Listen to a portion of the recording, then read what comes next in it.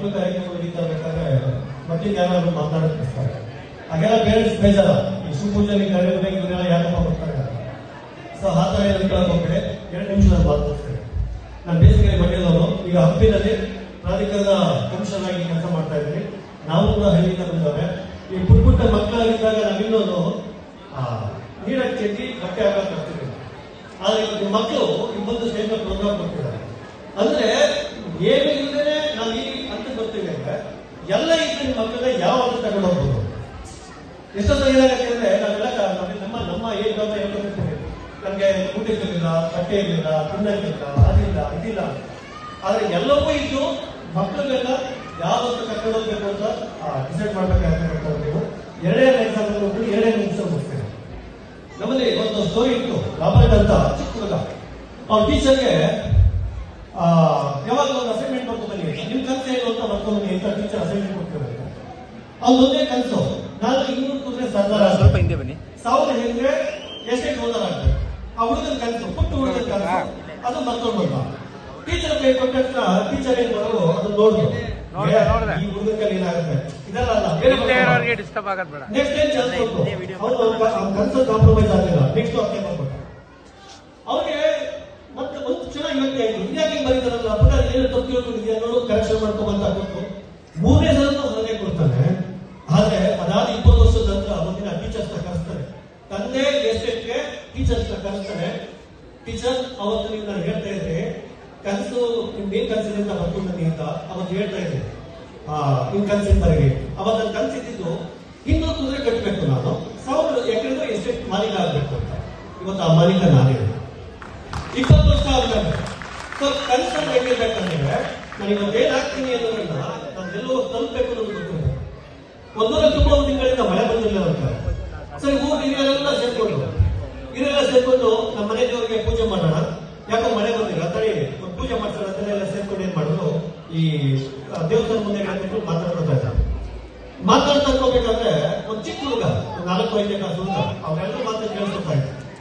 ಅವ್ರಲ್ಲ ಏನು ಅಂದ್ರೆ ನಾವು ಮನೆ ದೇವರಿಗೆ ತಪ್ಪಾಗಿ ನಡ್ಕೊಂಡಿದ್ದೀವಿ, ನಾವು ಮನೆ ದೇವರನ್ನ ಪೂಜೆ ಮಾಡಿದ್ರೆ ಮಳೆ ಬರುತ್ತೆ ಅವ್ರ ಕಾನ್ಸೆಪ್ಟ್. ಅದೆಲ್ಲ ಮಾತಾಡ್ತಾ ಇದ್ದಂತ ಹುಡುಗ ಬೆಳಿಗ್ಗೆ ಎಲ್ಲ ಸ್ನಾನ ಮಾಡ್ಕೊಂಡು ಅಕ್ಕಿ ತಗೊಂಡು ಪೂಜೆ ತಗೊಂಡು ದೇವಸ್ಥಾನಕ್ಕೆ ಹೋಗ್ತಾ ಇರ್ಬೇಕಾದ್ರೆ ಆ ಮಗು ಚಿತ್ರ ಇಟ್ಕೊಂಡು ಹೋಗ್ತಾ ಇರ್ತಾರೆ. ಕಾನ್ಫಿಡೆನ್ಸ್ ಅಂದ್ರೆ ಅದು ಇವತ್ತು ನಾವೆಲ್ಲ ದೇವರಿಗೆ ಕೇಳ್ತಾ ಇದ್ದೀವಿ ಮಳೆ ಬಂದೇ ಬರುತ್ತೆ ಅಂತ. ಯಾವತ್ತೂ ಕಷ್ಟಪಟ್ಟಿದ್ದು ಯಾವತ್ತೂ ವೇಸ್ಟ್ ಆಗೋದಿಲ್ಲ. ನಿಮ್ಗಿಂತ ನಾನೇನ್ ಹೇಳ್ತಾ ಹೇಳ್ತೀನಿ ಅಂತಂದ್ರೆ ಈಗ ನಮ್ಗೆಲ್ಲ ಒಂದೊಂದೇ ಮಕ್ಕಳು 1-2 ಮಕ್ಕಳು, ಅದು ಅದೇ ನೆಗಿಬೇಕು, ಅದೇ ಕುಡಿಬೇಕು, ಅದು ಆಗಬೇಕು, ಫಸ್ಟ್ ರ್ಯಾಂಕ್ ಬರಬೇಕು, ಎಲ್ಲರೂ ಅದನ್ನ ಮಾಡ್ಬೇಕು. ಆ ಯೋಚನೆ ಇರ್ತಕ್ಕಂಥದ್ದು ನಿಮ್ ಮಗು ಏನ್ ಮಾಡುತ್ತೆ ಅದನ್ನೇ ಮಾಡಿ. ಇವತ್ತು ಏನ್ ಮಾತಾಡಿದ್ರು ಏನ್ ಮಾಡಿದ್ರು ದುಡ್ಡು ಜೀವನ ಮಾಡ್ಬೋದು. ಹಾಗಾಗಿ 1000 ಕೋಟಿ ದುಡಿತಾರೆ. ಈಗ ಹಾರ್ಟಿಯಾಗಿ ಕೆಲಸ ಮಾಡ್ತಾರೆ, ಟಿವಿನಲ್ಲಿ ಮತ್ತೆ ಆಂಕರಿಂಗ್ ಕೆಲಸ ಮಾಡ್ತಾರೆ. ಅವ್ರ ಏನ್ ಮಾಡಿರ್ತಾರೆ, ಮಾತಾಡಿದ್ರೆ ಚೆನ್ನಾಗಿ ಮಾತಾಡ್ತಾರೆ, ಅವ್ರಿಗೂ ಲಕ್ಷ ಸಂಬಳ. ಅಡುಗೆ ಮಾಡ್ತಾರೆ ಚೆಫ್ಗಳಿಗೆ, ಹೋಟೆಲ್ಗಳಲ್ಲಿ 5 ಸ್ಟಾರ್ ಹೋಟೆಲ್ಗಳಲ್ಲಿ ಚೆಫ್ಗಳು ಸಂಬಳ ಕೇಳಿದ್ರೆ ಮಾಸ್ಟರ್ ಕೊಡ್ತೀರಾ 10 ರಿಂದ 15 ಲಕ್ಷ 20 ಲಕ್ಷ ಸಂಬಳ ಕೊಡ್ತಾರೆ. ಅವರು ಏನ್ ಮಾಡ್ತಾರೆ, ಚೆನ್ನಾಗಿ ಅಡುಗೆ ಮಾಡ್ತಾರೆ. ಅಂದ್ರೆ ನಿಮ್ ಮಗು ಹೋದ್ರೆ ಜೀವನ ಮಾಡ್ಬೇಕು ಅನ್ನೋದನ್ನ ತಲೆ ಇಟ್ಕೊಂಡು ಅವ್ನು ಏನ್ ಮಾಡ್ತಾನೆ ಅನ್ನೋದನ್ನ ಅವ್ನ ಗುರಿ ತಲುಪುವವರಿಗೆ ಹಿಂದೆ ನಿಂತ್ಕೊಂಡು ವಾಚ್ ಮಾಡಿ ಆ ಮಗುನ ಅದನ್ನ ತಲುಪೋ ಜವಾಬ್ದಾರಿ ನಮ್ಮ ಪೇರೆಂಟ್ಸ್ ಗಳು. ಯಾವಾಗ ಹೇಳ್ತಿರ್ತಾರೆ ಶಿಕ್ಷಣ ಮಕ್ಕಳು ನಮ್ಮ ಮಕ್ಕಳು ಸರಿಯಾಗಿ ಕಲ್ಸಲ್ಲ, ಅದಲ್ಲ ಇದಲ್ಲ ಅಂತ. ನಿಜವಾಗ್ಲೂ ಬೇಕಾಗಿರ್ತಕ್ಕಂಥದ್ದು ಶಿಕ್ಷಣ ತಂದೆ ತಾಯಿಗೆ ಮೊದಲು, ಆಮೇಲೆ ಶಿಕ್ಷಕರಿಗೆ, ಆಮೇಲೆ ಮಕ್ಕಳುಗಳಿಗೆ. ಯಾಕೆ ಅಂತಂದ್ರೆ ನನ್ನ ಮಕ್ಕಳಿಗೆ ಏನಾಗಬೇಕು ಅಂತ ನಮ್ಗೆ ಕ್ಲಾರಿಟಿ ಇದೆ. ನನ್ನ ಮಗು ಏನೋ ಒಂದು ಓದ್ಕೊಂಡು ಅಥವಾ ಓಡ್ಕೊಂಡು ಒಂದು ಪ್ರೈಸ್ ತಂದಿರುತ್ತೆ, ಪಕ್ಕದ ಮನೆ ಮಗು ಚೆನ್ನಾಗಿ ಬಂದ್ಬಿಟ್ಟು ಒಳ್ಳೆ ಮಾರ್ಕ್ಸ್ ತಗೊಂಡಿರ್ತಾರೆ, ಅದಕ್ಕೂ ಬೈಗಾಗುತ್ತೆ. ಆ ಮಗು ನೋಡಿದ್ರೆ ಎಷ್ಟು ಚೆನ್ನಾಗಿ ಓದ್ಕೊಂಡು ಮಾರ್ಕ್ಸ್ ತಗೊಂಡವನೆ ಅಂತ. ನನ್ನ ಮಗು ಓಡಿ ಸರ್ಟಿಫಿಕೇಟ್ ತಂದ್ರೆ ನನ್ನ ಗಮನಕ್ಕೆ ಇರೋದು. ನಾವೇನ್ ಮಾಡ್ತೀವಿ ಅಂತಂದ್ರೆ ಬೇರೆಯವ್ರನ್ನ ಓದಿಸಿ ನಮ್ಮ ಮಕ್ಕಳನ್ನ ಡಿಗ್ರೇಡ್ ಮಾಡ್ತೀವಿ. ಅದೇನು ಆಗೋದು ಬೇಡ. ನಿಮ್ಮ ಮಕ್ಕಳು ಚೆನ್ನಾಗಿ ಓದಿ ಒಳ್ಳೆ ಹಂತಕ್ಕೆ ಕರ್ಕೊಂಡು ಇಷ್ಟು ಮಾತನಾಡಲಿಕ್ಕೆ ಅವಕಾಶ ಕೊಡಲಿಕ್ಕೆ ಧನ್ಯವಾದಗಳು. ಎಲ್ಲರೂ ಅವಿನಾಭಾವ ಸಂಬಂಧ ಇದೆ.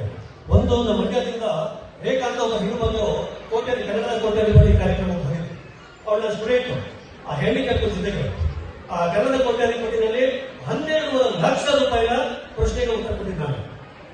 ಆ ಫೋನಫ್ರೆಂಡಲ್ಲಿ 12 ಲಕ್ಷದ ಒಂದು ಪ್ರಶ್ನೆಗೆ ನನ್ನ ಸ್ಟೂಡೆಂಟ್ ಸಿಕ್ಕಾಕೊಂಡಾಗ ಏನ್ ಹೇಳಬೇಕು ಅಂತ ಗೊತ್ತಾಗ್ತಿದ್ದಾಗ ನನ್ನ ಸರ್ಗೆ ಅವಕಾಶ ಮಾಡ್ಕೊಡಿ. ಅವಾಗ ಪುನೀತ್ ರಾಜ್ ಅವರು ರಾಜ್ಕುಮಾರ್ ಜೊತೆ ಮಾತಾಡುವಂತ ಅವ್ರಿಗೆ ಅವಕಾಶ ಸಿಕ್ಕಿತ್ತು. ಅವಾಗ ಅವರು ಹೇಳಿದ್ರು ಯೋಗ ನಿಮ್ ಜೊತೆ ಮಾತಾಡಿ ನನಗೆ ಖುಷಿ ಆಯ್ತು ಅಂತ ಅವ್ರು ಹೇಳಿದ್ರು. ಅದಕ್ಕೆ ಈ ಸಂದರ್ಭ ಹೇಳ್ಕೊಂಡೆ. 2ನೇ ಸಂದರ್ಭ ಅವ್ರು ಜೇಲ್ಸ್ ಬಂದಿರ್ಬೇಕಾದ್ರೆ ನಾನು ಕೊಡದ ಸಾಕ್ಷಿದಾರ ಇತಿಮಧ್ಯದಲ್ಲಿ ಒಂದು ಫಾರೆಸ್ಟ್ ಅಲ್ಲಿ ಒಂದು ಫೈಟ್ ಸಂದರ್ಭದಲ್ಲಿ ಅದಕ್ಕೆ ಪರ್ಮಿಷನ್ ಕೊಡಬೇಕಾಗಿತ್ತು. ಅವಾಗ ಪರ್ಮಿಷನ್ ಕೊಟ್ಟು ಅವರು ಮಾತಾಡ್ಕೊಂಡು ಬಂದಿದ್ದಾರೆ. ಪುನೀತ್ ರಾಜ್ಕುಮಾರ್ ಅವರ ಒಂದು ಒಟ್ಟಾಟ ನೆನೆದುಕೊಂಡಿದ್ದೀನಿ. ಅದಕ್ಕಿಂತ ಹೆಚ್ಚಾಗಿ ಮಂಡ್ಯದಲ್ಲಿ 10,000 ಸ್ಟೂಡೆಂಟ್ಗೆ ಪಾಠ ಮಾಡಿದ್ದೀನಿ. ನಾನು ಕನ್ನಡ ಉಪನ್ಯಾಸಕನಾಗಿ ಮಂಡ್ಯದಲ್ಲಿ 10,000 ವಿದ್ಯಾರ್ಥಿಗಳಿಗೆ ಪಾಠ ಮಾಡಿ ಆನಂತರ ಕ್ಲಿಯರ್ ಮಾಡಿಕೊಂಡು ಈ ಹುದ್ದೆ ಬಂದಿದ್ದೀನಿ. Thank you. ಈ ಒಂದು ವೇದಿಕೆಯಲ್ಲಿ ಸನ್ಮಾನ ಮಾಡ್ತಿರ್ತಕ್ಕಂಥ ನಮ್ಮೆಲ್ಲರ ಹೆಮ್ಮೆಯ ಡಾನ್ಸ್ ಕೊರಿಯೋಗ್ರಾಫರ್ ಹಾಗೆ proprietor of amazing dance with ಸ್ಟುಡಿಯೋನ ಪ್ರೊಪ್ರೈಟರ್ ಆಗಿರುವಂತಹ ನಿಶ್ಚಯ ಅವರು